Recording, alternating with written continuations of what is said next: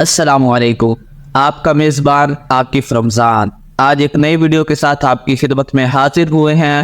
امید کرتا ہوں آپ سب خیر و عافیت سے ہوں گے۔ آج ہم اس ویڈیو میں جانیں گے کہ سورۃ معارج کو سورہ معارج کیوں کہا گیا ہے، سورۃ معارج میں اللہ تعالیٰ نے کون کون سے احکامات نازل کیے ہیں اور نیک لوگوں کے کیا کیا اوصاف بیان کیے گئے۔ چلتے ہیں ویڈیو کی طرف۔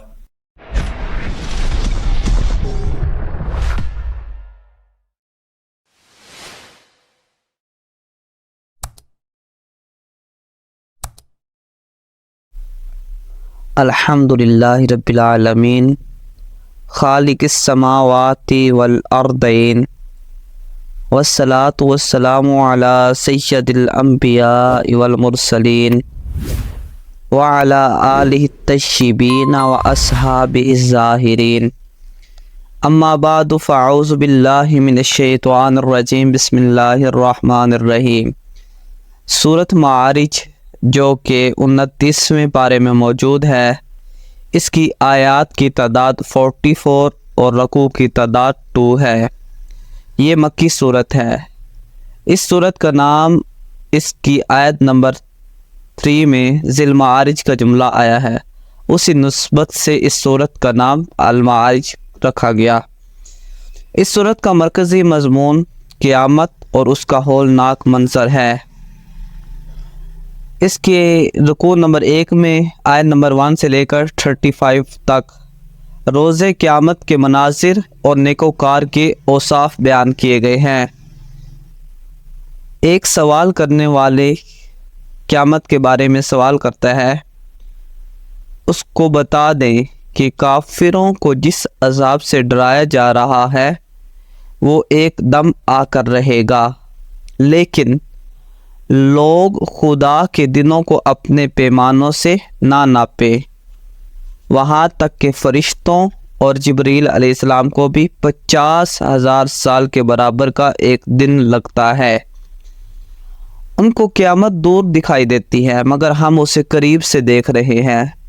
جس روز آسمان تیل کی تلچھٹ کی طرح ہو جائیں گے اور پہاڑ ڈھنکی ہوئی اون کی طرح ہو جائیں گے، اور کوئی دوست کسی دوست کی خبر نہ لے گا۔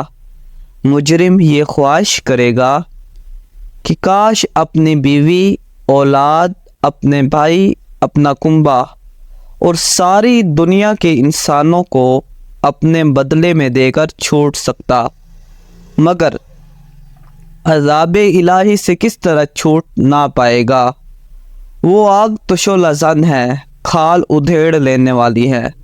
انسان بہت بے صبرا ہے، تکلیف آئے تو شکوہ شکایت کرتا ہے، اللہ کی طرف سے کوئی نعمت ملے تو بخیل بن بیٹھتا ہے، مگر نماز پڑھنے والے ایسے نہیں ہوتے۔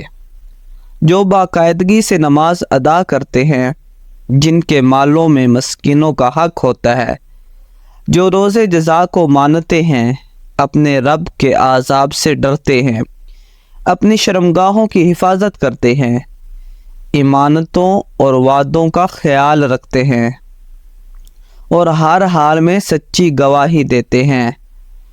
اس کے رکوع نمبر 2 میں اور آیت نمبر 36 سے 44 تک مجرمین کی ذلت اور رسوائی بیان کی گئی۔ اس کے بعد بیان کیا ہے کہ جنت کا داخلہ آرزوؤں اور تمناؤں سے اگر ہو سکتا تو جنت سے کوئی بھی پیچھے نہ رہتا، کیونکہ ہر ایک کی خواہش ہے کہ وہ جنت میں چلا جائے۔ پھر مجرمین کے لیے دھمکی اور وعید سنائی گئی کہ اگر یہ لوگ اپنی حرکات بد سے باز نہ آئے تو انہیں ختم کر کے دوسری قوم کو ان کی جگہ لا سکتے ہیں۔ آخر میں فرمایا کہ ان کافروں اور مجرموں کی شرم و خجالت کے مارے آنکھیں جھکی ہوئی ہوں گی اور چہروں پر رسوائی اور ذلت